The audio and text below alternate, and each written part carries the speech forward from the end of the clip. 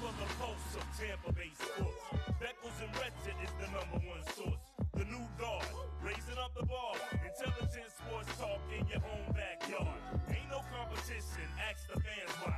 Beckles and Recher got it by a landslide. Don't fret, microphone check, stand by. Yo, Fox, where they at? Who are my two favorite guys? Here they go. Here they go. Here they go. Here they go. Here they go. Here they go. Here they go. Here they go. Here they go. Here they go. Here they go. Here they go. Here they go. Here they go.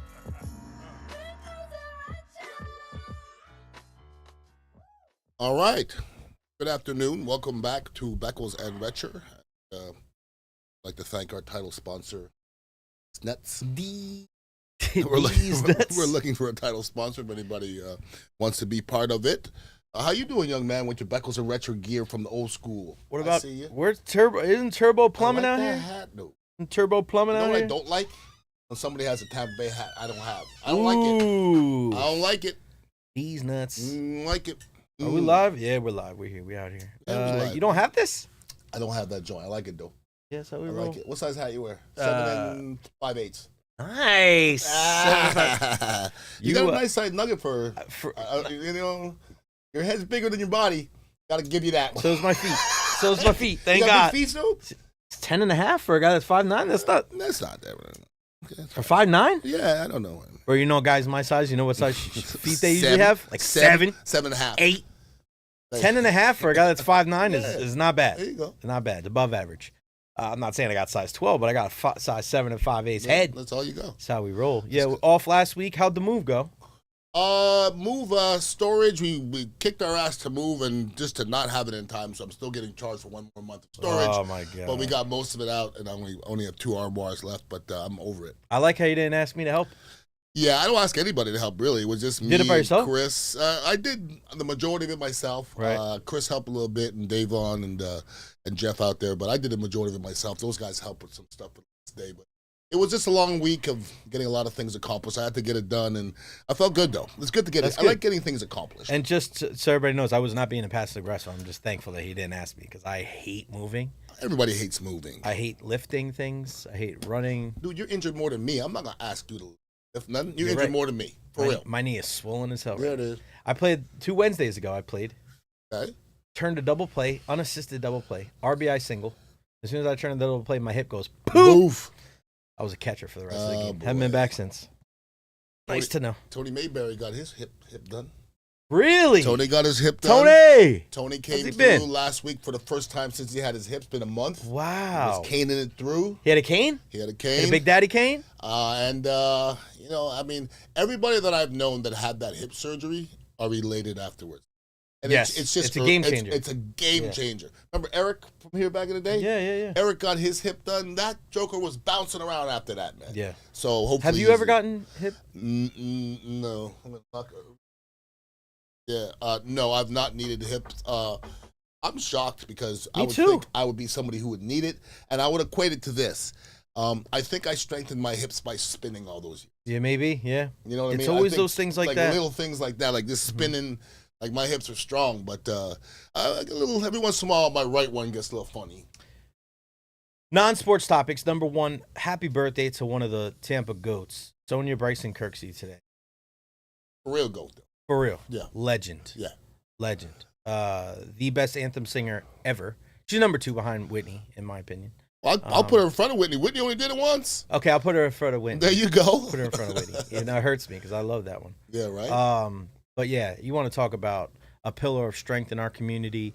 Just lost her son a couple of months ago. She deals with MS. She almost lost her during COVID. I don't think I knew she lost her son. Yeah, it's Jimmy's son. It wasn't her biological son, but they've But been together for a while. Still, so though, Jimmy's cool. Still, Jimmy's great Yeah, people. yeah, So yeah. shout out to the whole fam over there. You know, her mom was really sick. She has MS. She's gone through a lot, man. Yeah, man. She still looks great. and she looks fantastic. She looks fantastic. 59 years Good old. for you, Sonia. God bless you. And then we just saw James Vanderbeek passed away. You know James Vanderbeek? Yeah, I don't. Is he Canadian? I think he's Canadian. I don't know if I heard it. Of what? That's what It was what? a weird. It was like a Really? thing that he's at. I think it's 48. Vanderbeek. I think he was I know Dawson's Creek. He was in Dawson. He was in the football movie. He's Jonathan Moxon. The football movie, the one with the girl had the training. He was the backup The quarterback. program? No. Football movie. James. I think that's enough, the football movie?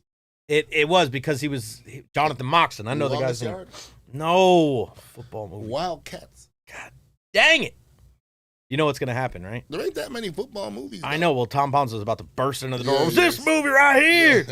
Varsity Blues. Okay. Was that your Tom Ponzo? Was it? This man over here. Where's he from? Alabama? I was already in the southern mode, and then Tom Ponzo. He is not gonna be happy. Nah, with sorry, that. Pons, we love you. Jesus. But you remember Varsity? You don't remember Varsity Blues? Yeah, kinda. His dad put his can on his head, and he threw the football and hit his dad right in the face. It broke his nose. Then the girl came out with the whipped cream bikini. I don't remember the movie. Oh, from that. wow. It's been a Varsity long Blues. time. Long time, my friend. The high school teacher was a stripper. They were in a strip club. And Okay. Okay. Okay. Mm-hmm. 48. That's how we do it. And then what else, man? What else is going on? What else is going on around here? In this room? In the Dignitary Cafe. Just trying to take it day by day, bro. We got a new social media guy. Okay. Really? Jermichael. Jermichael Finley? No, not Jermichael Finley. But Tight end for the Packers. Jermichael has been involved with a lot of different kava bars and has some good idea of Nice, marketing. Jermichael. And, we've been having some good crowds in here. Nighttime's been a little bit better. They're a little different crew. A little different crew. I like that. It's a good feel. At nighttime, a lot of people in here playing pool, and it's just sometimes you come in here at night and it feels like a nightclub. Yeah, that's good. It good. feels like a bar. Yeah, it is a good feel. And if you guys want to comment, feel free to comment there on YouTube. Marissa is watching from North Carolina. She was chiming in with Varsity Blues. Marissa, who? Good friend of mine, Marissa. Oh yeah. Yes. I know Marissa. You do? I know a couple Marissas. You're about to know this one. Yeah? She's about to be at the top of your list. How so? She's about to move here. Is she? Yeah. What up, Melissa? Marissa. You better not get this wrong. Yeah.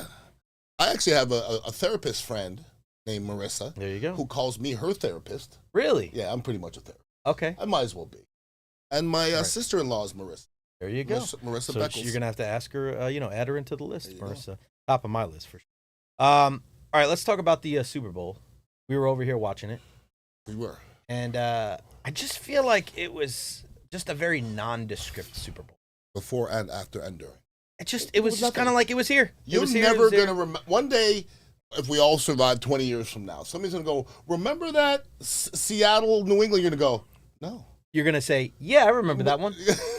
The Legion of Boom, they're like, no, the other one. Like, what do you mean the other one? They're going to say, I'm going to say, the one where Aaron Jacobson brought hot dogs to? And he was bragging about it, and they made a video about it, put it on social media? I forwarded it. I saw that. And they said my name in it, too. No, but that was a highlight of the game. It really was. Air frying Aaron's glizzies. hot dogs. Yes. Air fryer glizzies was a highlight of the Super Bowl. You know how bad the Super Bowl must have been when it wasn't Bad Bunny. It wasn't the commercials. It wasn't the game. It was the fact that our number one Jewish friend, Aaron Jacobson, brought some Hebrew nationals over 16 dogs. 16. He made sure to go out of his way to let us know how many. Not all beef. Not all beef. I go, those all beef? He said, hell no.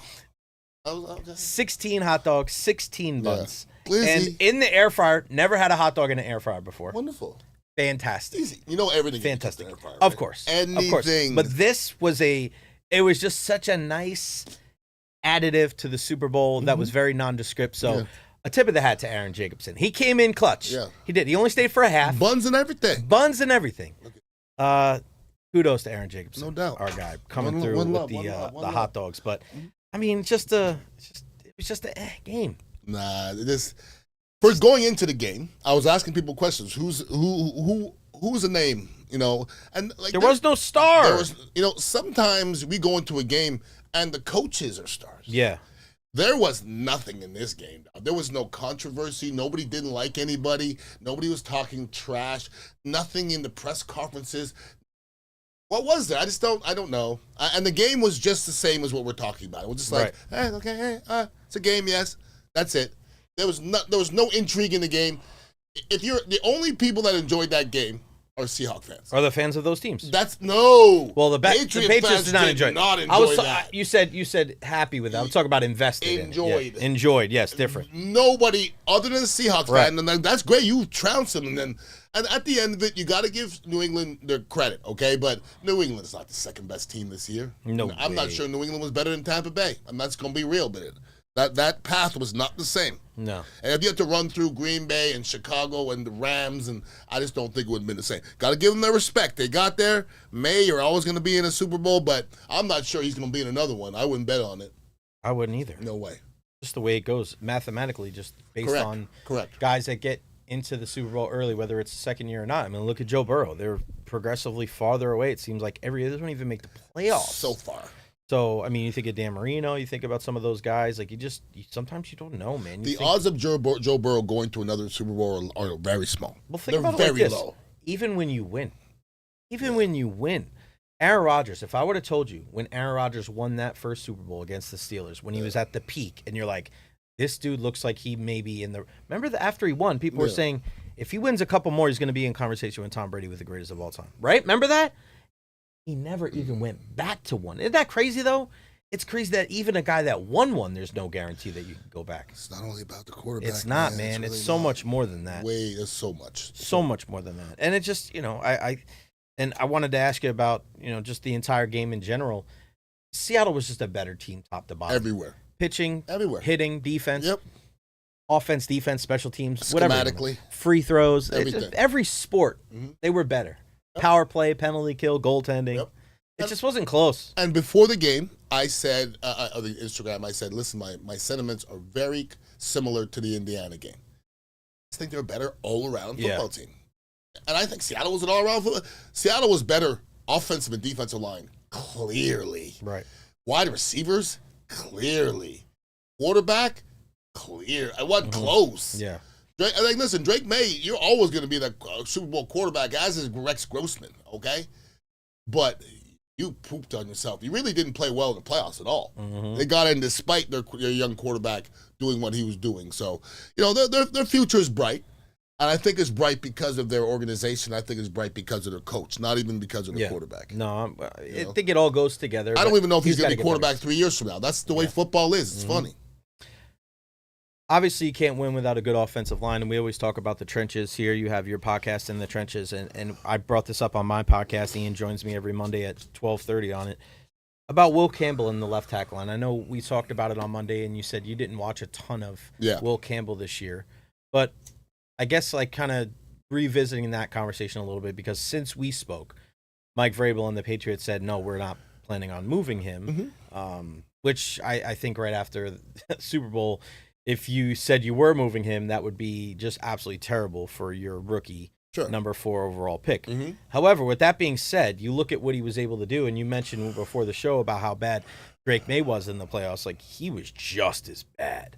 Like, he was a huge reason why. And offensive linemen early on in their career, you've said it. Offensive line, defensive line, it takes you a while to figure it out. Is there a point, though, next year, if you don't see improvement, that they have to possibly have that discussion? Like, is there, because you have to figure it out at some point. Like, Tristan Wirfs is the exception, not the rule. So people are going to look at him and say, well, Tristan did it. You said from the beginning, this is not the norm. But at what point do you look at Will Campbell and go, that's just too many mistakes. We've given you too long. Is there a just at least a spectrum of between 20 to 40 games kind of thing? What year is this for him? This will be year 2 coming up. Okay, so that was his rookie year? Yes. They made it to the Super Bowl with him. Right. Didn't play that bad. But it was in spite of him. I understand, buddy. But it was historically bad, Beck. That's the thing. I understand what you're saying. Sure. Because you know me. I'm not going to be like, I'm not going to jump on because you've told me so many times how difficult it is. But I always look at it when you compare it to others, and you are the worst ever. That's like, if you're going to move a guy, that's the guy. If it doesn't get better, right? If he gets gradually better, then of course we're probably not having this discussion. He was a first-round pick. But if you get to the middle of next season and he's like clearly the worst guy on your offensive line, do you have to have that discussion? Like, I'm just saying, like, how long do they go with him at that spot? Well, if you're even having the discussion, okay, that's a problem, right? Now you have to make the decision now. They probably aren't, though. I wouldn't think they are now. But they're keeping an eye on it. You have to. Okay, I'm going to tell you as myself, and I'm going to tell you most football players, okay? When you evaluate a rookie, you have to say for a rookie. Right. Because they're just not a fourth-year player. But that ends, Beck. That ends after year 1. 100%. But I'm going to tell you, and this has happened with me, I don't know if I'm the norm. I really don't. I'm going to tell you I improved 40% from year 1 to year 2. Right. At least. I mean, at least. Because I remember Tony Mayberry coming out his second year, and that was, in essence, his rookie year. Mm-hmm. And I'm out there, and I'm seeing things that Tony's not seeing. And that's not because I'm smarter, because I've been there and done that. Yeah. Experience, okay? So they let him go. They let him play 20 games at left tackle, okay? Right. So he can play left tackle, no doubt about that. Now, sometimes you get outmanned. Mm-hmm. You know, I could have played a great year and got to the playoffs and then went against Keith Hamilton, and Keith Hamilton eats my lunch, and they're like, well, what are we going to do with Ian Beckles? Well, Ian Beckles played well against 16 other players. So I don't think you'd be that drastic with it. And I think he's going to get better this next year or this year coming up, and I don't think you pull the plug. Once again, I haven't watched his film, but I guarantee you, most of his film didn't look as bad as that Super Bowl, or else he wouldn't have been there. Mm-hmm. Somebody else would have been It's there. tough to move a left tackle. Don't mess around with that too much. Hey, people have won left tackles with, I mean, who was our left tackle? Donovan Smith. Kenyatta Walker was one of our tackles and won a Super Bowl, so hey. Yeah, I think the spotlight's going to be on him next year for a lot of people. It's on him right now. Yeah, it is. But I mean, every game he plays, people are going to remember that Super Bowl game. Unfortunately for him, he's going to have a long off season. Yeah. It's going to be long because you're only as good as your last game, okay? And his whole off season, this game's in his mind. Okay, so it could be good for him. Could be an inspiring thing. But you ain't gonna be confident until you get your ass back on that field and play some good snaps. He wants to play. He wants to get back on the field and play some good snaps, bro. Yeah, and you wonder too. I mean, obviously probably the biggest play that defines somebody's career is Cam Newton not jumping on the fumble. Like people still getting on him to this day. You have to wonder who cemented their legacy in a positive and a negative way from this past game. Right? I mean, could it be like, let's say Will Campbell let's say he gets hurt next year, knock on wood, and then he never lives up to that expectation. People are going to look back at the Super Bowl, fair or not, and say like that could have been the inevitable straw that broke the camel's back. I hope he figures it out though. But he is on the Patriots, so I can give two shits. Halftime show. Yeah. We watched the Bad Bunny here. Mm-hmm. We did not watch the Kid Rock one. But what is your take on, maybe not the halftime show, but because we talked about this on Monday, but what's your take on kind of the fallout and how everybody's been addressing it after the fact? My take, well, I think I could have told you who was going to like it and not like it before the game. Yeah. Okay, that's just politics. That's just the way it is. It was pretty easy to tell, right? It's very easy. I could just tell by looking at people's eyes. And just before it even happened, I knew what was going to happen and who was going to say what. But you never know. Some people may think that you want to see the people don't really mess with there's some people I know you're not going to like it. There's no way you're not going to like it. Somebody thought I would like the Kid Rock show. So. You got offended by that. You got offended. Not happy. No, you got offended. Still not happy about it. You don't want to be that guy. It's funny. But listen, as far as the halftime show in general, okay, the fact we're still talking about it the days after is a little bit silly for me. We were talking about it a month before. Same thing with Kendrick last year. No, sure. I'm going to put the Bad Bunny halftime show right along with Kendrick. For me, okay? I didn't get either one of them at the time. 3 days later, when you show me all the symbolism, it makes sense now, and it was actually cool. Like, I'll go back and watch it again on YouTube, and I'll say, okay, that's this, and that was that, and there's so-and-so. I missed most of it live, okay? So the symbolism, I think, is great. The whole Puerto Rican vibe I like, okay? The American that doesn't think Puerto Rico should be represented, I don't like you anyways. Right. So it doesn't matter. So I don't think anything was accomplished. Nothing was accomplished. You know what was accomplished? The most viewed halftime ever. So the use that thought that was a bad idea, use is wrong. Yeah.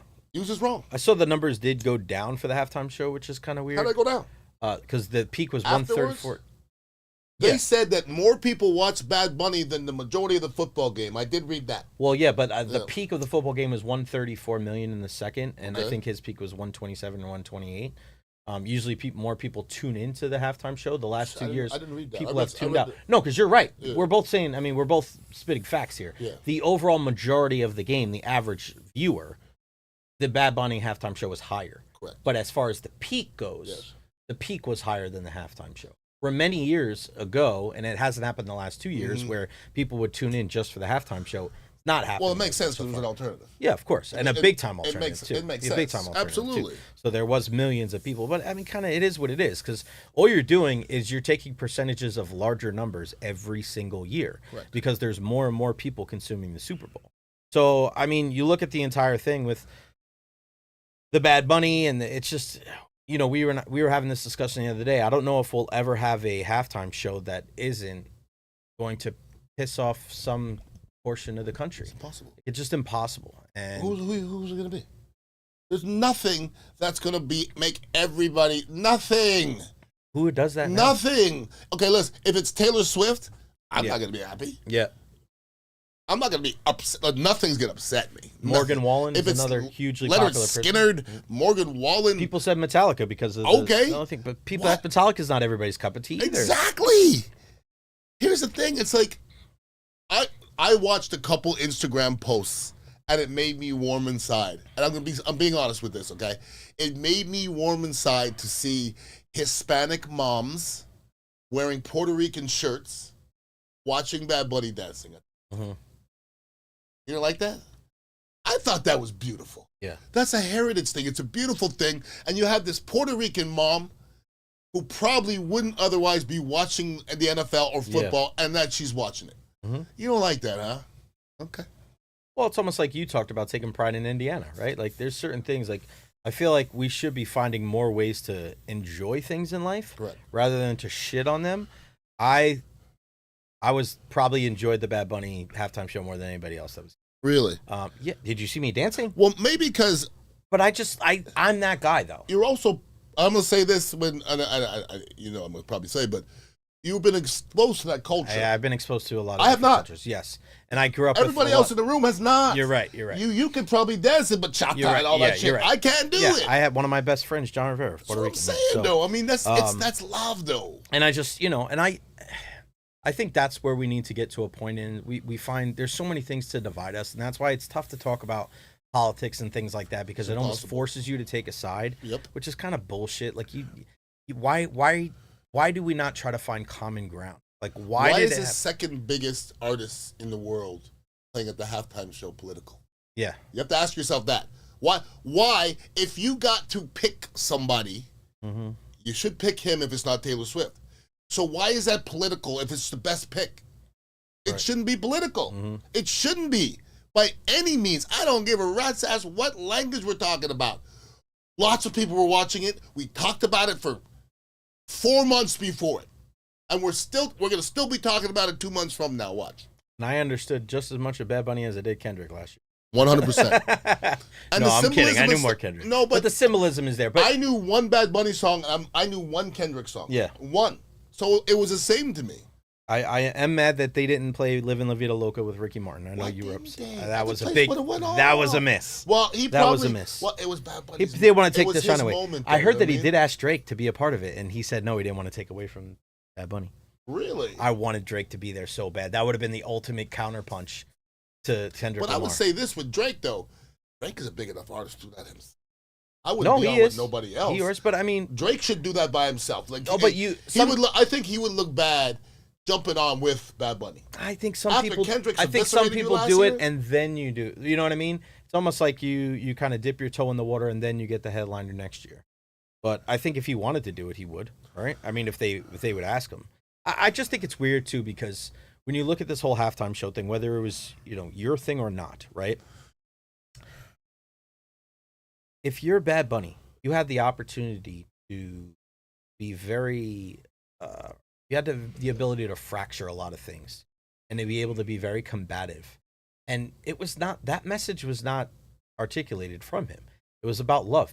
There was 2 people that actually got married during the thing. Yep. He was talking about love over hate and talking about America, like he was highlighting all of the Latin American countries. Did you hear it translated?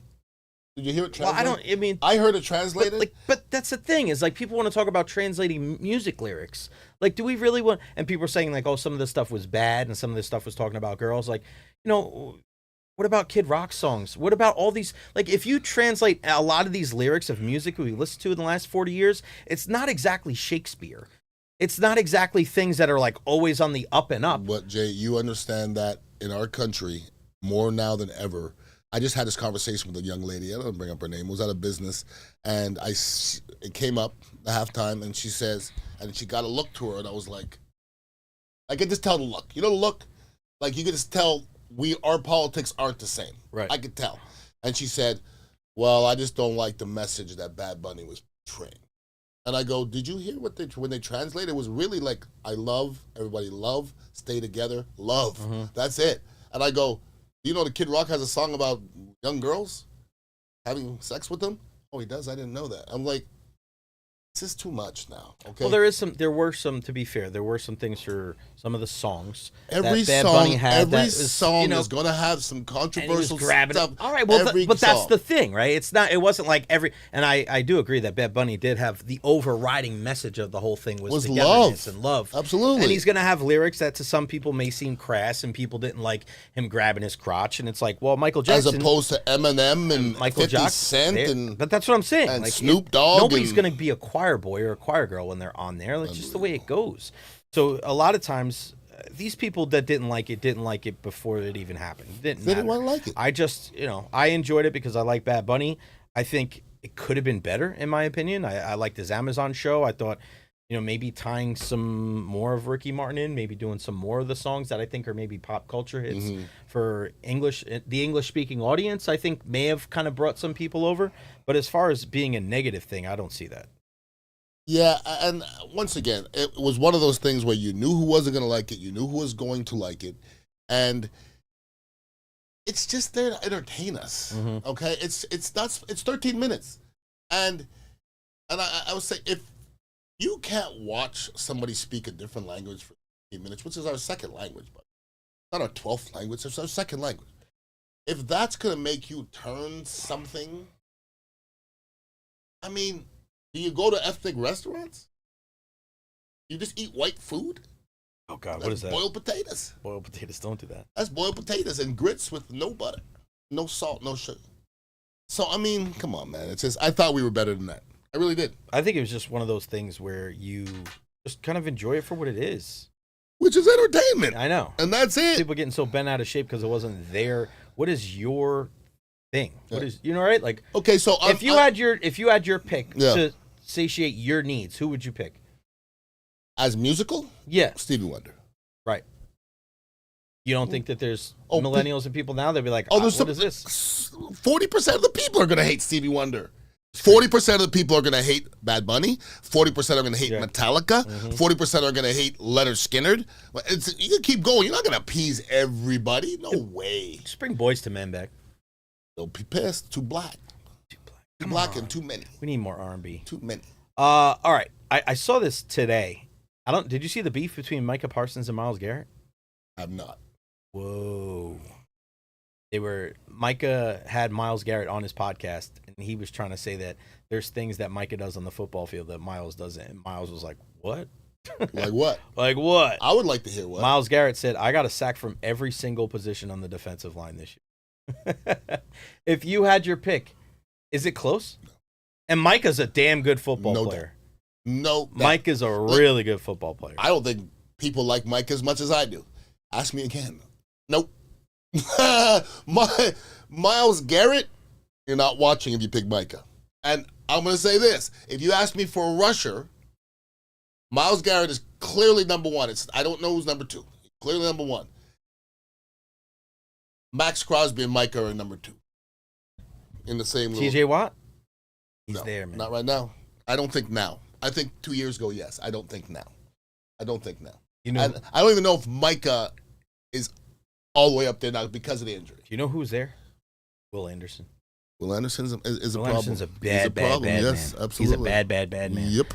And he's the only reason why, pretty much. Myles Garrett's different. I'm just letting everybody know. Guy. Myles Garrett's a different. He's like, you know what I'm going to compare him to right now in sports? Wembanyama. Yeah. Great example. He's too much. Mm-hmm. It's too much. He's too big, too fast, too strong, too aggressive. He's really good at everything, and that's a problem. His hands are great. His feet are great. He turns a corner great. He's a fantastic athlete. He's built like a brick shit house. He's mean as hell. I'm good. I'm good here. I don't want no parts of that. None. No. He don't even look right. He's He looked don't like look this right. from the beginning, The too. second he jumped on the field. Unbelievable. What has he been eating?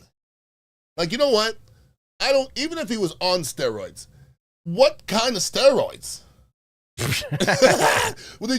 What steroids you going to take to make you look like that? I don't give a rat's ass. Steroids So, my ass. you just mentioned a guy, and I've talked about him on my podcast today, and I want to get your opinion on this. The Buccaneers right now, they are slated for pick number 15. And last week or a couple weeks ago, Mal Kiper had them taking a tight end out of Oregon, Kenyon Sadiq. Well, today, Gil Yates from ESPN had them taking a D end out of Texas A&M. And I think they need to do whatever it takes to address the pass rush, no matter what. But with that being said, the kid that they're going to take out of Texas A&M, it's not Arvell Reese from Ohio State. It's not Reuben Bain. It's not Sonny Styles, the linebacker. It's not David Bailey. So you're talking about the 5th or 6th best pass rusher in the draft. Wouldn't you just want to trade that number 1 pick and maybe another number 1 pick for Max Crosby? Like, I really feel like I don't trust that the Buccaneers can find and develop a pass rusher that isn't the clear-cut number 1 guy in the draft. Because other positions, I think you can fall through the cracks. But, like, Myles Garrett, we just talked about, was the number 1 overall pick, Beck. You know what I mean? Like, those DNs, it's hard to find guys later in the draft. You can find a running back. You can find a wide receiver. You might be able to find an offensive tackle. But pass rushers, they're like unicorns, man.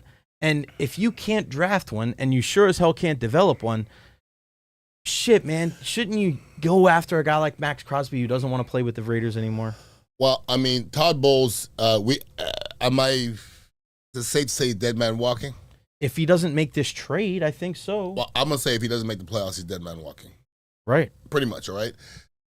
If I go back to the last 20 years, how many defensive linemen have made a difference in the first year? I guarantee it's not more than on 2. Mm-hmm. When I make a difference, when I mean a difference, I mean you're good for an NFL player. Right. It just doesn't happen very often. So you can pick a guy in the first round, the number 10 overall pick, and you can put him out there, and he could be Keith McCants, he could be Eric Curry, he could suck. I tell you who's not going to suck is Max Crosby. Not even close. He's going to make your football team better. So if you're asking me, how do you make your team better in 1 year? It's go get football players that you know are football players. And if I had a nickel for every time somebody said, well, that guy was good in college. Everybody was good in college. It doesn't matter. What you see in college, remember, Jadeveon Clowney was a can't miss. You can't miss. Tony Mandrich, can't miss. And they missed. So if you got a guy who is an attitude guy, who's a 15-sack-a-year guy, period, there's 4 of them in the whole world. You got to go get them. But it's going to cost you. It's going to cost you your future. But it's worth the price. It's going to cost you. It's got to be worth the price. It's a gamble. Why is it worth? It's a gamble. But that's what I'm saying. It was a risk signing. Depends what Rice. you give up. Depends what you. I don't even think it matters, to be honest with you. Well, if you're giving up 2 first-round picks, that's a thing. Yeah, it's a thing. But look at your last first-round picks: Kalijah Cansey, Graham Barton. I'm not saying none of these guys are starters. I mean, none of these guys are stars. They're starters. But you got to be willing to take a risk to get to where you got to go. You brought in AB. That was a risk. You traded for JPP. That was a risk. Facts. You did all these different things. High risk, high reward. And for people that say, well, the Bucs, they need to trade back. They need to get more picks. They're not close to being a Super Bowl contender. If I would have told you 365 days ago that the Super Bowl matchup was going to be the Seahawks and the Patriots, you'd say highly unlikely. You're telling me that if the Buccaneers don't fortify their defense, they're not right back in the mix next year? I think a desperate football team.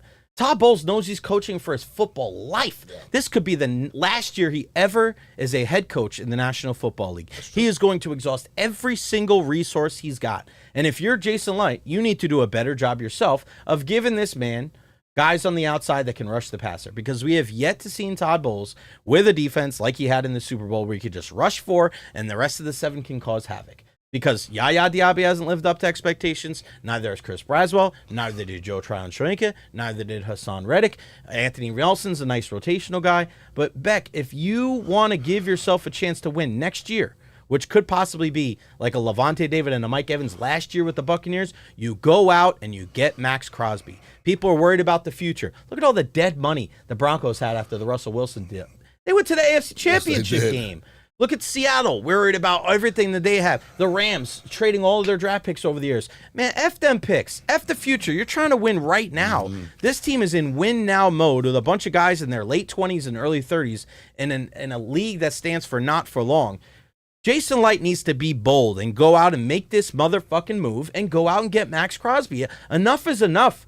Think about how much different the Buccaneers fans will feel going into 2026 with Max Crosby. I ask you, as a Buccaneer fan, how optimistic are you going into this season? Well, I mean, if you're asking me... Without Max Crosby, how optimistic are you? Well, then I would have to depend on Jason Light finding pass rushers in the draft. And listen to this part of it, Jay. He's got an F to this point. When it comes to that. For that. When it comes to that. I think Jason Light is a B-plus general manager. He gets an F for pass rushers, okay? Because we can go back and look at who you drafted. Yuck. Okay, as far as pass rushers, Vita Vea is the best pass rusher you got. He's 380.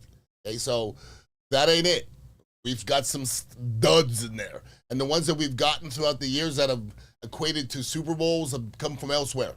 Okay, so when you say it that way, it's almost as hard to develop a defensive lineman as a quarterback at times. Because we haven't really developed any, to be honest with you. So this team won't be good without some addition to our defensive line. It just won't.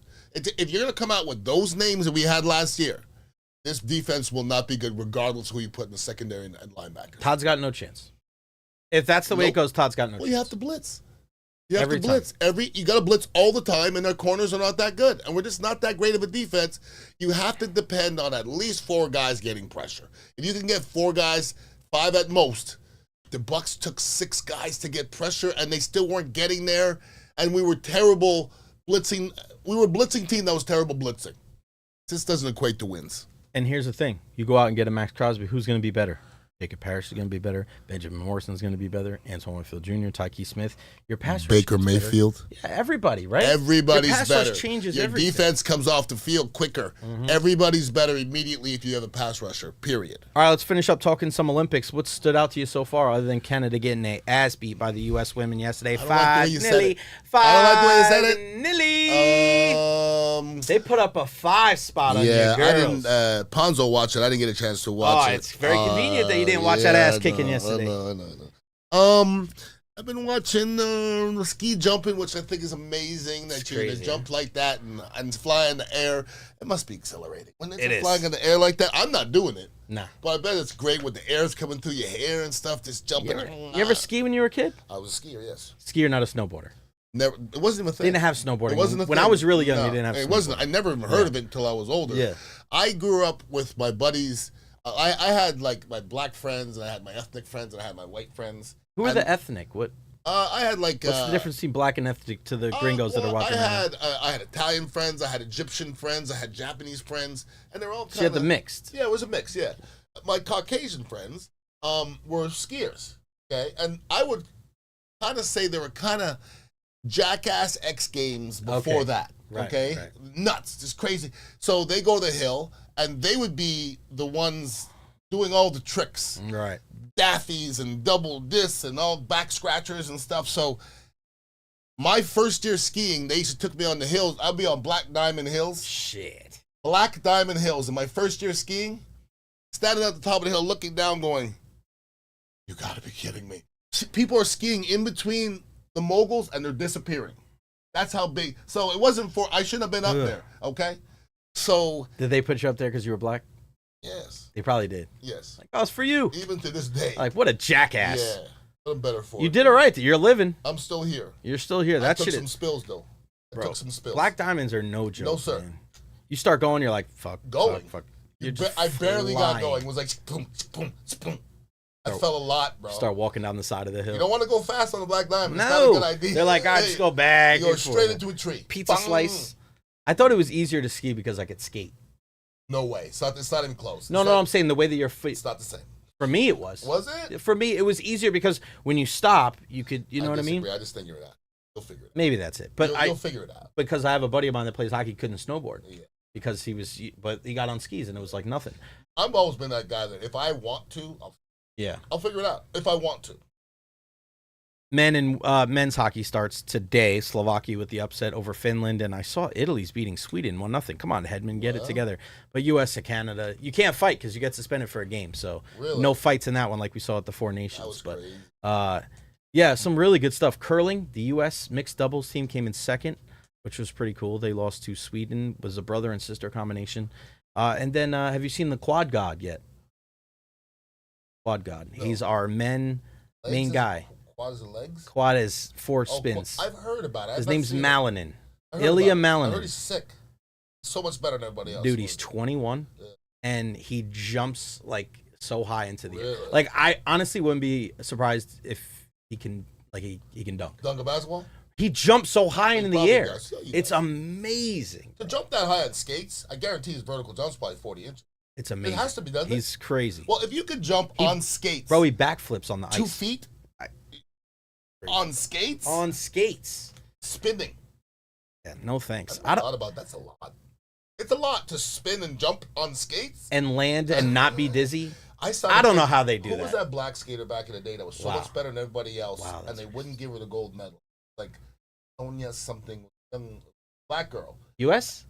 Yes, U.S. girl. And she ended up, they would always dock her because they said she didn't have style points, but she was just better than everybody else. And at the end, she just goes, screw it, because you weren't allowed to do a flip. And she just did the flip and landed on 1 foot. Dang! On 1 foot, dog. She did a flip on skates and landed on 1 skate.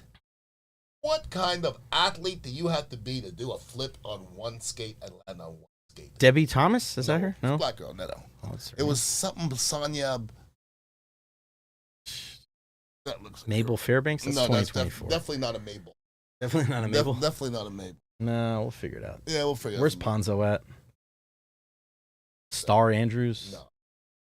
Great name, though. Star Andrews. No. We know your favorite of all time, Johnny Weir. Johnny Weir.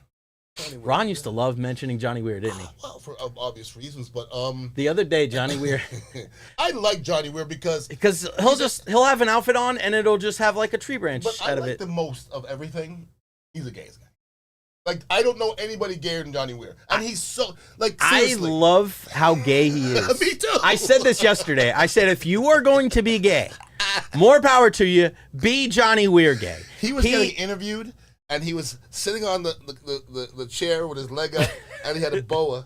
And I go, he's the best. It's like not just for Pride Month, not just for all the time. All the time, I want you to be Johnny Weir gay. Full bore. If you're gonna do it, do it. Do it. I love how he has random pieces of fabric that just come. Yesterday he had. He's snarky too, though. Bro, he's snarky too. Snarky too. But yesterday, and like he'll have like the most subtle like rhinestones around his eyes. Perfect though. Perfect, like semicircle. Yeah. It looks like a bass clef, right? Then he'll have just like the weirdest coif, right? He'll have like a bow right here, but it's only half tied, and then one side will be red, and the other side will be green. It's hard to be him though. You think that's easy? Get up in the morning and be Johnny Weir? Don't believe that. He don't wake up in the morning and throw on a headband and a hoodie. It's difficult. Johnny Weir is tough, boy. I mean, I full don't. Out. Look at that outfit. Look at this outfit here. Look at that one. That guy. He is just on another. Look at this one right here. Johnny. Come on, sparkle, the sequin. He's got the eye paint. The bad boy though. He just even to this day, like he doesn't stop. And I love that he's like. Is he still doing the broadcasting? Oh yeah. Oh, really? And here's the thing. He's fantastic at it. He's good at what he's doing. And here's the thing. What I love about Johnny Weir is that he talks to every single guy. He goes, really? I just talked to this guy. I asked him, and he goes, he goes, give me 2 words to describe you. And the one guy goes, nervous and shy, but make sure you say hi to my cats. I go, if there's ever a Johnny Weir thing to say during broadcasting, it'd be that. You said he always talks to all the guys, huh? Talker. I mean, well, he does. Yeah, the way it goes. Who's that little young lady who's old? Tara Lipinski, he's still with her. I had the biggest crush on her as a kid. And now it's just, I feel like, I just feel like if I ever dated her, she'd be, she's just too much of a part of her life, Who, Johnny? They're together all the time. They were on a double date with Johnny. I know, I feel like I'd go on a double date with Johnny and they would talk. A double date with Johnny Weir. But they would talk. I wouldn't get a word in. Interesting. It would be interesting. His outfit be. Oh, God. I would outdress Johnny Weir. I don't care. I'd come with my best clothes. Not possible. Would Ian Beckles outdress Johnny Weir? Watch what comes out of your mouth next. Ian Beckles. Ian Beckles does not dress for Halloween, but next year we should all say that he dresses. I'm dressing up Friday. You know what you should do? You should have a Johnny Weir costume contest for Halloween next year here at the Dignitary Tea Cafe. Bro, how crazy would that be? I got some news for you. Come by on Thursday. I'm not sure that's not what we're doing anyways. Sometimes I walk in here, it looks like a Johnny Weir contest. Hey, man, sometimes. it's just how we roll, man. We easy here at the Dignitary Cafe. We love everybody. Everybody. No matter what type of halftime show you love. Everybody. At Ian Beckles Show on Instagram and YouTube. My guy's streaming all the time, playing football. How about them Buccaneers? In the Trenches podcast, go check that out. Ian joins me on my podcast, the Jay Recher podcast, every Monday at 12:30. Follow me at Jay Recher and go USA over Canada all day. Canada. No, I'm not sure. 5-0. You might want to come over to the dark side. I don't give a I don't want to.